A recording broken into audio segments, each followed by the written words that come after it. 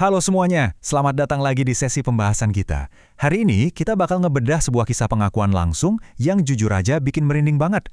Ini dari seorang narasumber bernama Tata yang menceritakan pengalamannya masuk ke dalam apa yang dia sebut pesugihan Nyi Roro Kembang Sole di Gunung Bolo. Nah di sini kita nggak lagi menghakimi atau mencoba memvalidasi hal-hal gaib ya. Kita cuma mau mengeksplorasi dari sisi psikologisnya secara netral. Kenapa sih seseorang rela mengikat kontrak supranatural yang jelas-jelas sangat berbahaya? Dan kenapa pas udah masuk rasanya mustahil banget buat keluar? Coba deh, dengerin kutipan yang satu ini. Maaf gara-gara aku, kita pisah beda alam. Nyesek banget kan? Ini dia nih, paradoks inti dari cerita Tata. Bayangin, kamu bisa dapat kekayaan yang terus berlipat ganda, uang nggak habis-habis, tapi pada akhirnya kamu harus ngebayar itu semua pakai darah dan nyawa orang yang tiap malam tidur di sebelah kamu. Gimana ceritanya seseorang bisa sampai ke titik yang sebegitu putus asanya? Oke, kita langsung masuk ke bagian pertama, daya tarik jalan pesugihan. Nah, kontras kehidupan Tata ini bener-bener bikin geleng-geleng kepala. Di satu sisi, kehidupan publiknya tuh kelihatan sempurna banget. Dia itu MC yang sukses, SPG, dan istri dari seorang musisi terkenal di Bandung bernama Rama. Tapi, di balik itu semua, demi mempertahankan gaya hidup hedon dan ilusi kesuksesan yang serba cepat, dia ngerasain tekanan yang luar biasa gede. Inilah alasan utama kenapa Tata akhirnya memilih jalan pesugihan. Tergiur sama yang namanya kekayaan instan dan ngerasa dia bisa ngendalin kekuatan gelap ini. Saking rapatnya nutupin ini semua, dia rela nyimpen rahasia mematikan ini dari suaminya sendiri. Alasannya klasikal banget. Bilangnya mau jenguk ibunya di luar kota. Sekarang kita bedah dikit gimana sih proses ritualnya. Syaratnya ternyata super spesifik dan jujur aja ekstrim banget.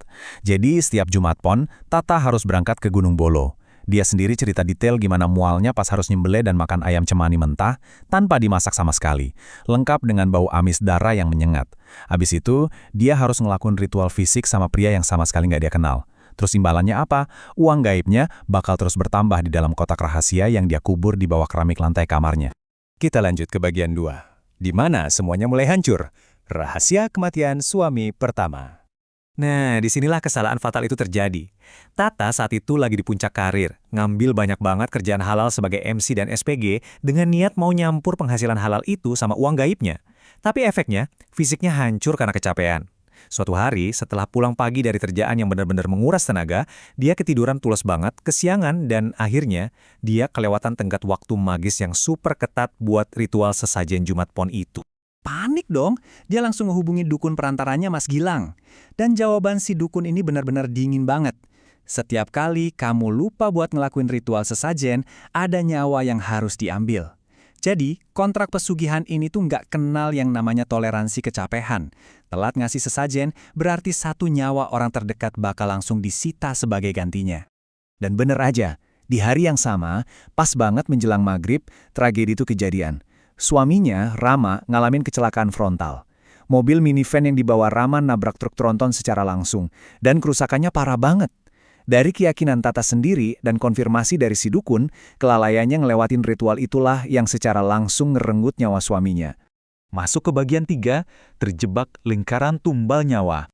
Coba deh kita pikirin bareng-bareng. Kalau udah sampai merenggut nyawa orang yang paling disayang, kenapa dia nggak langsung berhenti aja dan mutusin kontraknya? Nah, di titik ini, motivasinya udah berubah drastis. Ini udah bukan sekedar soal serakah lagi. Keputusannya buat terus lanjut justru didorong sama teror yang luar biasa, rasa putus asa dan rasa bersalah yang benar-benar nggak tertahankan. Poin krusialnya di sini, Tata sekarang udah jadi tawanan dari ritualnya sendiri.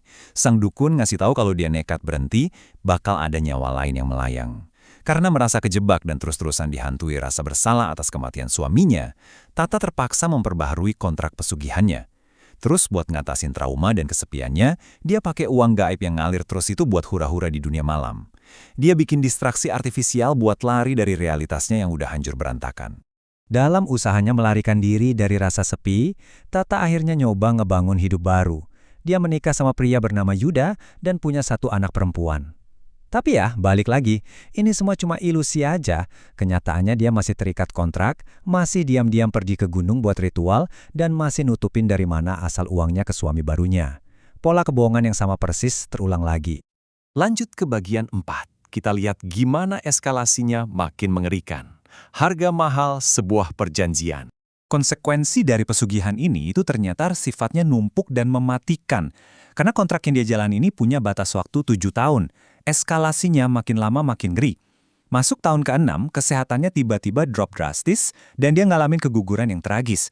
Terus puncaknya di tahun ke-7, pas dia lagi dirawat di rumah sakit dan gak bisa ngelakuin ritual, nyawa suami keduanya, Yuda, yang akhirnya jadi bayaran. Yuda ditemuin udah gak bernyawa, jatuh di kamar mandi, dan itu terjadi tepat di hari Jumat Pon. Yang lebih parah lagi, pesugihan ini nggak cuma makan korban orang di sekitarnya, tapi perlahan juga menggerogoti fisik Tata sendiri. Dia cerita gimana fisiknya hancur, rambutnya rontok parah banget sampai kayak pasien kemoterapi, badannya nyusut sampai cuma sisa kulit pembalut tulang, dan dia terus-terusan diteror halusinasi. Dia dengar suara desisan ular dan ngelihat bayangan gelap di rumahnya. Dokter sih cuma bisa mendiagnosis ini asam lambung akut, tapi Tata sadar betul, ini adalah energi dari perjanjian gaib itu yang lagi ngisep abis nyawanya. Memasuki bagian kelima, visi neraka di titik kritis. Sampai akhirnya keluarga dan dokter ngevonis dia kena kanker stadium akhir. Fisiknya udah benar-benar nyerah dan dia jatuh dalam kondisi koma yang dalam. Nah, pas lagi koma ini, Tata ngerasain sebuah visi yang gila banget intensitasnya. Dia cerita kalau dia dibawa ke sebuah tempat mirip neraka, ngelihat orang-orang disiksa habis-habisan di tengah kobaran api warna merah dan biru, sambil dengar teriakan minta tolong yang saling bersahutan dari segala arah. Di tengah-tengah momen putus asa dalam mimpinya itu, tiba-tiba dia disamparin sama roh anak kecil. Dan ternyata, itu adalah roh dari anak yang pernah dia gugurkan waktu usia kandungannya 5 bulan. Anak itu bilang gini, "Aku mau nolongin mama, tapi mama harus janji tobat." Visi emosional inilah yang akhirnya jadi titik balik buat Tata. Di momen itu juga, rantai mental yang ngikat dia sama pesugihan akhirnya putus. Dia janji ke dirinya sendiri buat nggak akan pernah nyentuh jalan gelap itu lagi. Dan akhirnya, kita masuk ke babak terakhir. Terlepas dari kutukan gaib. Yang bikin takjub, ternyata butuh kekuatan spiritual kolektif yang masif banget buat nyelamatin Tata. Nggak main-main, ada 11 orang, 10 ustazah, dan 1 ustadz, ditambah dengan doa ibunya yang nangis putus asa di sebelah ranjang rumah sakit. Kombinasi inilah yang akhirnya bisa memutus ikatan supranatural tersebut dan narik Tata bangun dari komanya. Tapi ya, yang namanya kebebasan dari hal beginian tuh nggak ada yang gratis. Setiap sen kekayaan dari hasil pesugihan itu dirampas paksa. Rumah mewahnya di Bandung tiba-tiba kebakar abis.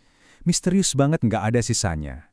Mobil, motor gede, semua sisa hartanya terpaksa dijual buat bayar tagihan rumah sakit VIP yang selangit. Tata benar-benar dikembaliin ke titik nol mutlak. Tapi di sisi lain, buat pertama kalinya setelah sekian tahun, dia bisa ngerasain kedamaian yang sejati. Sekarang dia hidup tenang, nyari rezeki halal bareng anak perempuan satu-satunya yang masih ada. Ini bawa kita ke satu pertanyaan penting yang pengen saya titipin buat kalian semua.